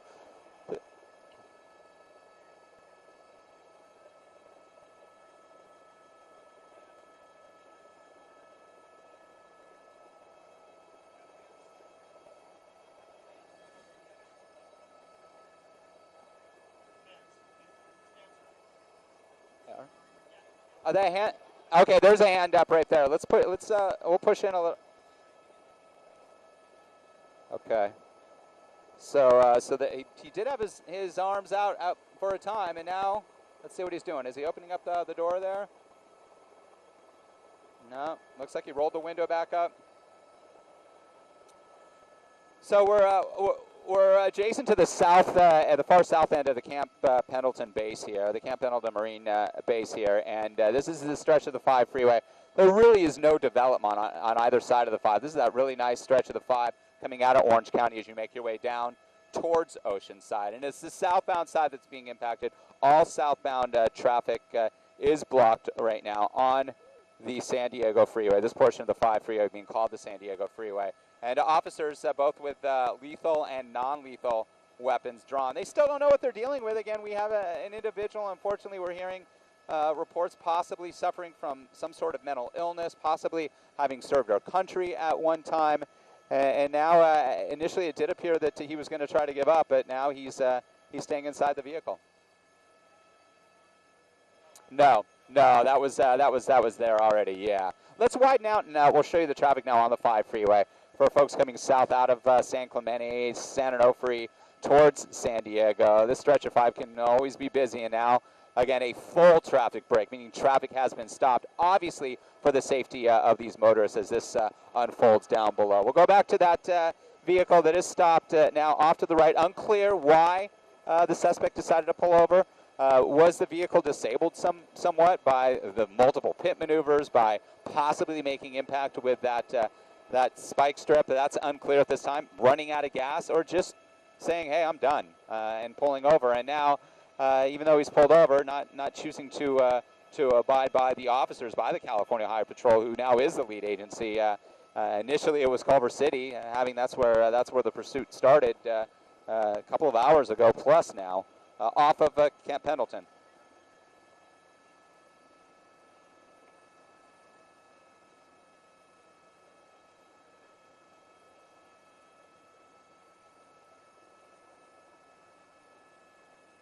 That's exactly right. And they have to expect the worst in a situation like this. Yes, they have intel on him, we believe, from his wife, who called law enforcement, having seen this probably on one of the media reports, and gave all that information to officers. They have that. In situations like this, though, it could just be a waiting game. It looks like he's moving around a little bit, looking inside a bag of some sort inside the front of the vehicle. And in situations like this too, this has been a long pursuit. Hungry, maybe he has to use the restroom. There's a lot of things that come into play when these pursuits play out this long, and this has been a long one, running well over 2 hours now, a good 2 hours and 20 minutes or so from when that call came in about the young man on the scooter being hit and injured.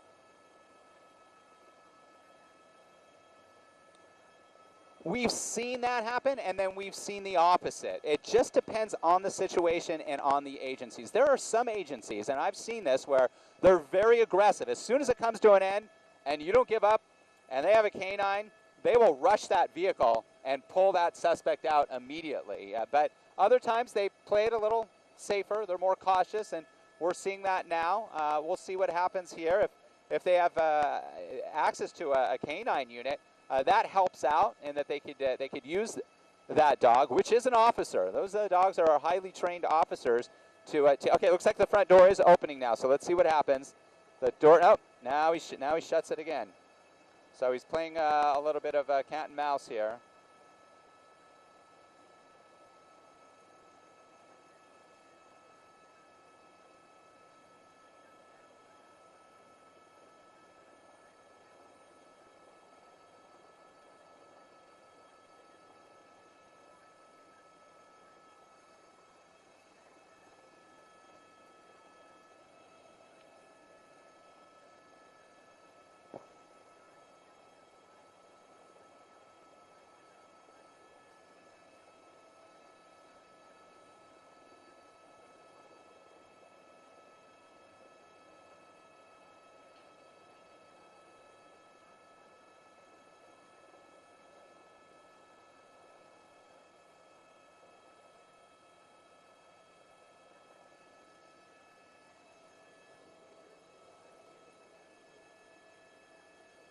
He's done this a couple of times. Yeah, it looks like he's, it looks like he's going to surrender, then he doesn't. He puts his hands out, shuts the door. Door opens again. So this is the Las Pulgas Road on and off ramp here. We're almost immediately over this stretch of the 5 freeway, and this is a training. This is a training area for the Camp Pendleton base, both off the shore and in the hills here. And a large area. This base covers a large area of real estate. And this stretch of the 5 freeway, because of that, isn't developed. It's just a military installation. The southbound side of the 5 is backing up quickly as all of that southbound traffic is held before Las Pulgas Road, before you get into Oceanside here. Again, this suspect having been pursued for well over 2 hours, finally pulling over, whether or not it was because he started to run low on gas, his vehicle was disabled, or if he just got too tired and decided to break off to the right. And now this is just a sit and wait situation.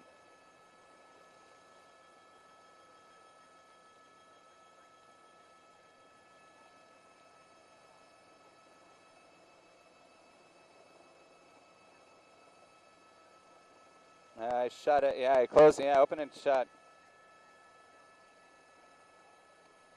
And you can see the non-lethal and lethal weapons as we tilt up again. The colored weapons there, perhaps rubber bean bags or some sort of rubber bullets of some sort, and then lethal weaponry as well. They have to protect themselves. There's nobody in harm's way at this point, with the exception of those officers that tracked this suspect a good 85, 90 miles south down the 405 and 5 freeway to this point, just north of Oceanside in northern San Diego County, at the Camp Pendleton base here. All southbound traffic of the 5 freeway on the southbound side, only the southbound side. Northbound traffic is still moving. Let's widen out and confirm that at Las Pulgas Road is blocked. Yeah, there's northbound traffic. You can see people hitting the brakes, a little looky-loo slowing here to see what's happening on the other side of the freeway. But if you are expecting someone coming north from the San Diego area up into Orange County and LA County, traffic at this point is open at this time. Again, just kind of a wait-and-see situation here on the 5 freeway.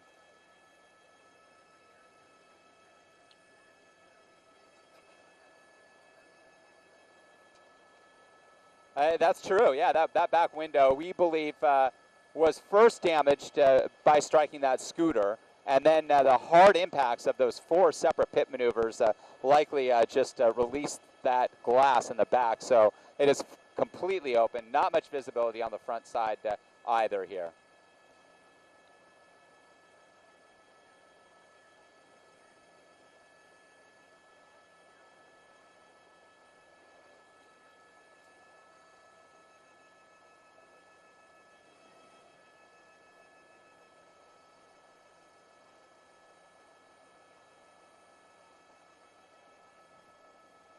And And these have gone on and shut down freeways for hours in the past. We've seen suspects just sit there and wait it out. They're not in custody, and as long as they can delay that process, that's what they do. Again, this suspect may be dealing with some mental health issues, possibly serving our country, and came back with those issues because of his service to our nation. And we do know, though, he was driving erratically, very recklessly on surface streets through the Playa del Rey area, through Inglewood, Westchester. When it was on surface streets, that's when the pit maneuvers were attempted. LAPD being very aggressive, trying to bring the pursuit to an end after having struck that young man on a scooter. But once he hopped on the 405, the 90, right through the Fox Hills area, he traveled at or below speed limits. He did not make any erratic, dangerous lane changes. And they just waited it out. They tried to stop it when they got the opportunities, the CHP did,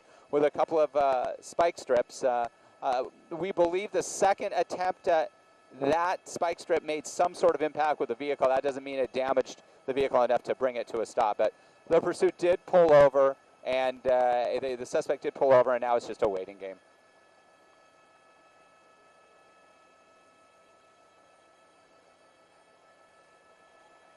Waving his hand there. Yeah, he's waving something in the vehicle. It looks a little okay. Looks like now, perhaps, maybe. Door up, nope. Yeah, and then he shuts it back. We've seen that occur quite a bit. I haven't seen one. Again, that would be very helpful in a situation like this. You ask, do agencies rush vehicles once they pull over? Some agencies do right away, and a lot of agencies, if they do have a canine unit, it makes it an easier process because that dog, as it's moving towards a vehicle and getting into the face of a suspect, is a deterrent, and it will cause or at least expedite that process of a suspect giving up. We haven't seen that yet.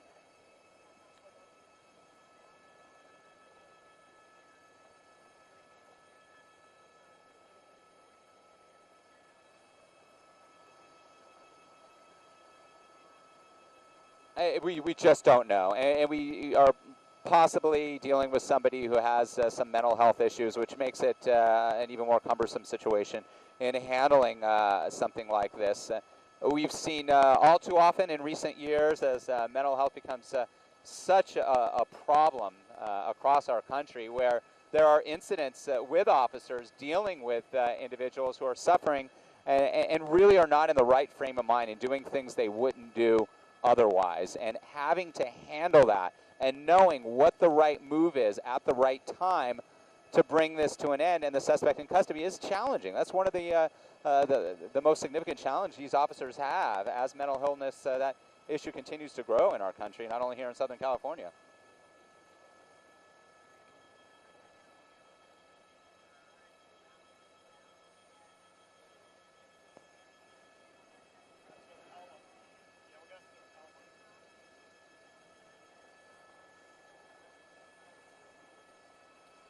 Let's count them. There's 1, 2, 3, 4 as we tilt up. Looks like an unmarked vehicle. 5. Another vehicle. Looks like that's a CHP vehicle, I believe, in the center divider that's setting up on the northbound side, or some sort of law enforcement.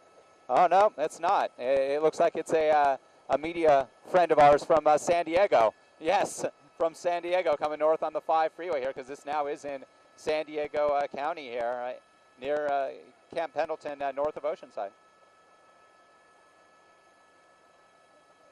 It is growing rapidly. Yeah, I can see it on my real-time traffic system up here, the red lights, and then there it is, a live picture. Southbound side of the 5, coming away from San Onofre, just jammed all the way to this point at Las Pulgas Road here at Camp Pendleton, the base here.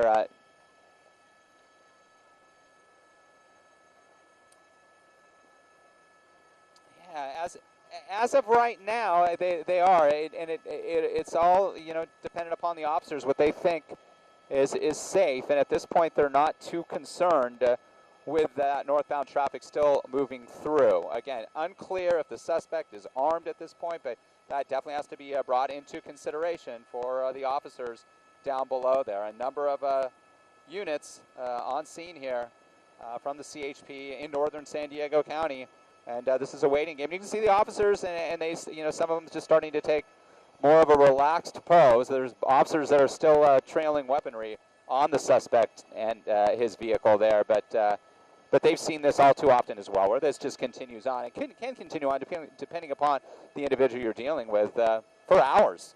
We've seen freeways shut down for hours because of standoffs like this.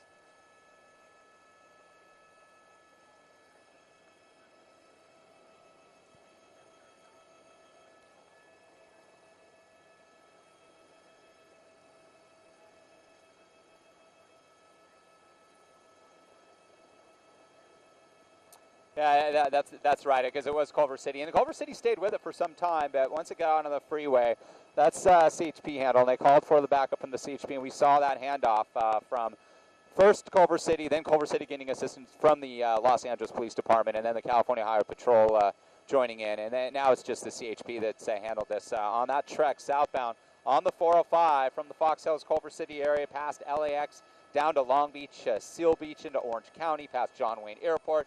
He had many opportunities to transition onto other roadways in addition to just exiting the freeway onto surface streets, but he chose to stay the course southbound on the 405, ending up at the Y, connecting with the 5. This portion of Interstate 5, the San Diego Freeway, south out of Orange County into northern San Diego County. We're north of Oceanside here at Camp Pendleton near Las Pulgas Road, where the standoff continues.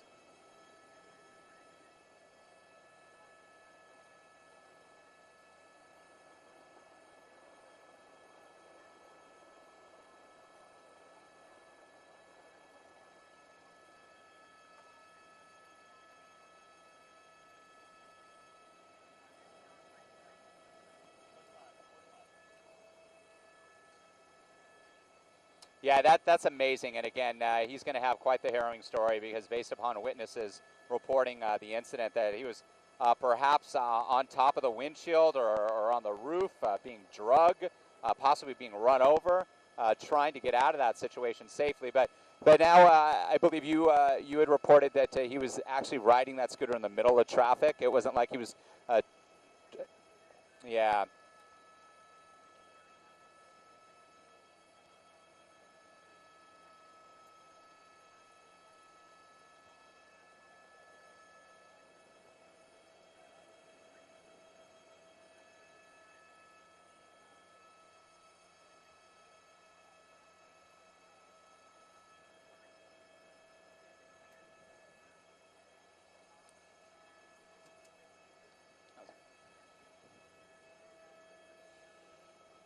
Yeah,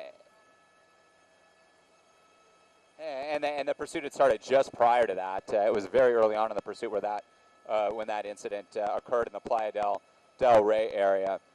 So again, a situation like this, no areas need to be evacuated. We'll widen out. Let me show you. This is an area used for training from our brave Marines here in Southern California, serving our nation, and this area is used for all sorts of training exercises, not only on the land portion, but at the coast as well, some aquatic type of training as well. So you can see that facility down below, all part of Camp Pendleton. No businesses, no structures, no residential areas, an undeveloped area on the 5 freeway, and this is the southbound side of the 5, where traffic continues to back up as you approach Las Pulgas Road, as you make your way down towards Oceanside, out of northern San Diego County, because of this now standoff.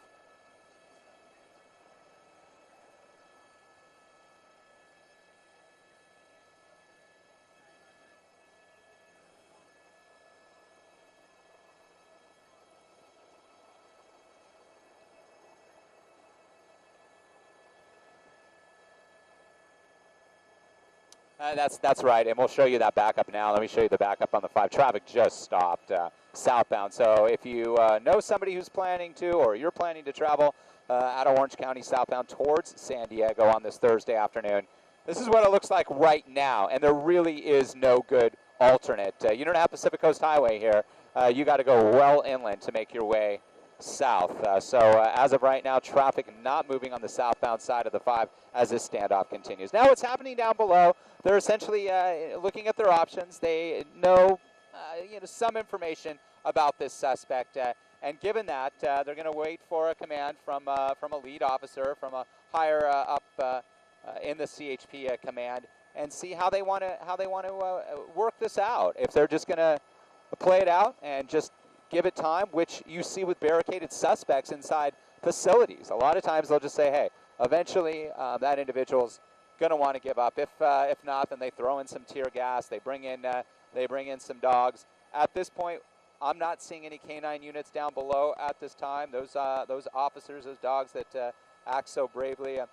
We are just seeing officers, a lot of them just sort of standing at ease. Others, the lead vehicle there, with a weapon still drawn, just in case, because again, we don't know if this individual is armed or not. And that information may have been given by the spouse of this suspect to officers. Oh, there is a dog. There's a dog right there. Okay, there we go.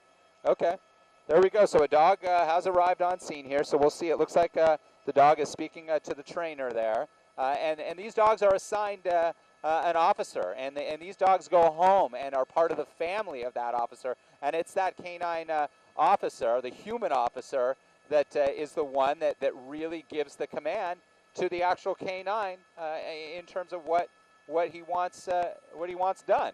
And we may see that play out here. It's unclear if that will be utilized at this time, but you know, we've seen situations where canines have actually been shot and killed in the line of duty in standoff barricaded situations like this. And obviously they want to keep this this canine safe just like they would any other human officer, being that they are officers, and this is a way that they can try to bring these to an end. As of right now, it just appears that the dog handler is holding the dog. We'll go back to that canine unit as we look. We're really not seeing much in the way of movement inside the vehicle. We haven't seen the door open in some time. There you go. A better look at the pooch down below there. A pooch that will not be friendly if told to be aggressive, trained to do such. The California Highway Patrol, you see the two units. You still see weapons drawn in the lead vehicles there. A lot of officers standing back behind. And there's going to come a point where they're going to want to try something. And they are moving that dog around a little bit more. So let's see if they are getting ready to release the dog. And at times, you know, the officers will roll up. The deal is that back windshield's open, and that dog is agile. Yeah, that back windshield is open, and I believe that there is enough room for that dog to make its way through the back, and they're trained to do that. They can hop up on hoods, on trunks, and do whatever to gain access. So it looks like.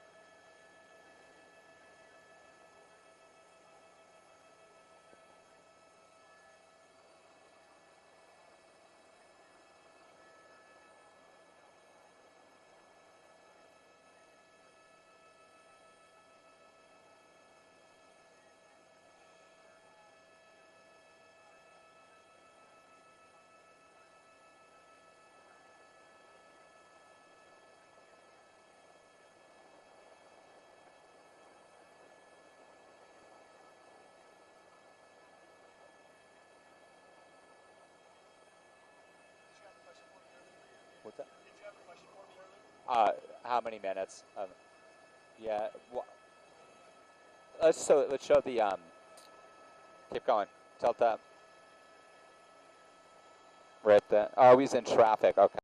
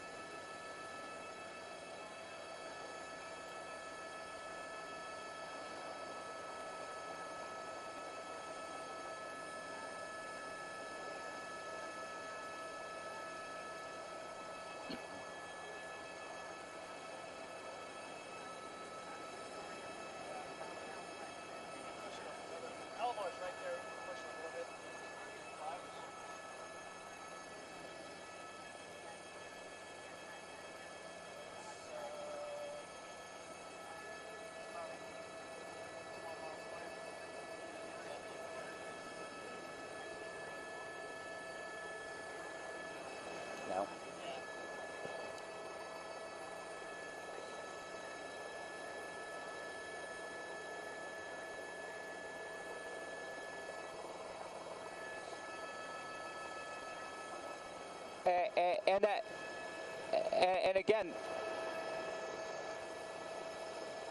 And again, the windshield, just for everybody who knows.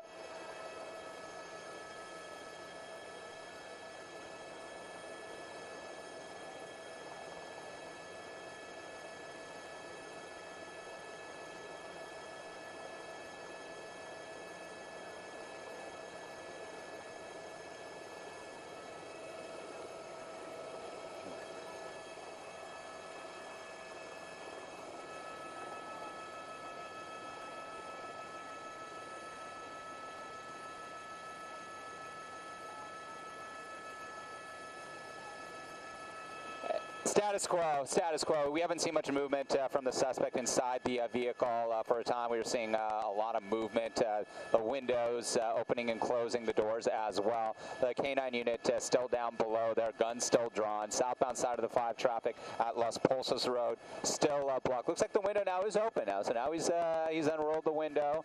And again, if you are just joining, the windshield damage that you're seeing, that's not due to gunfire. It's due to the fact that this suspect, during the early stages of the pursuit, which started in Culver City, actually struck a man in his 20s on a scooter, and that's how that front windshield was damaged. The back glass had some minor damage, at least compared to the front at first, but then as a result of 4 really hard collisions, pit maneuvers by the Los Angeles Police Department when they were taking the lead on the pursuit, that essentially shattered the back window. So that back window is open. It is an option for that K9 unit to make its way in.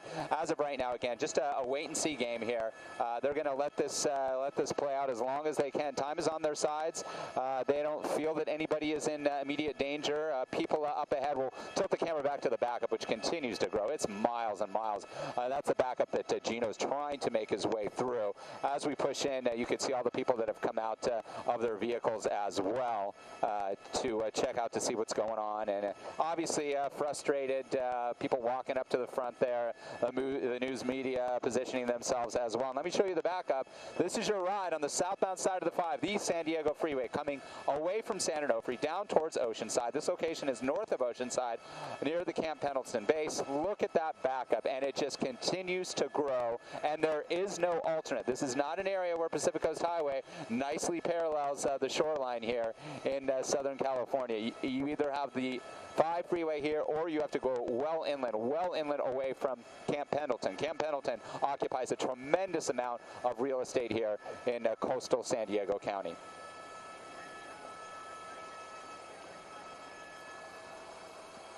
That's typical with a standoff. That is definitely typical with a standoff. And they have those vehicles. They have those heavily armored vehicles that they can ride right up against an individual that's barricaded and essentially box he or she in, that vehicle in, and with that hard armor are protected. And they can look in and see what's going on. They can also use drones. We haven't seen a drone yet, but we are seeing drones being deployed much more frequently as well, whereas a drone can come up right up on the windshield or any part of the vehicle there, get a good look inside, or at least a look that may be able to provide some more information. Is he holding some sort of weapon in his lap? Is there something else in there that we're not aware of? Those drones are becoming important tools in law enforcement, and they may deploy one here as well. Unfortunately, we've been deployed because we are running very low on fuel here too, so our picture's going to start to pull out here as we're well down in northern San Diego County.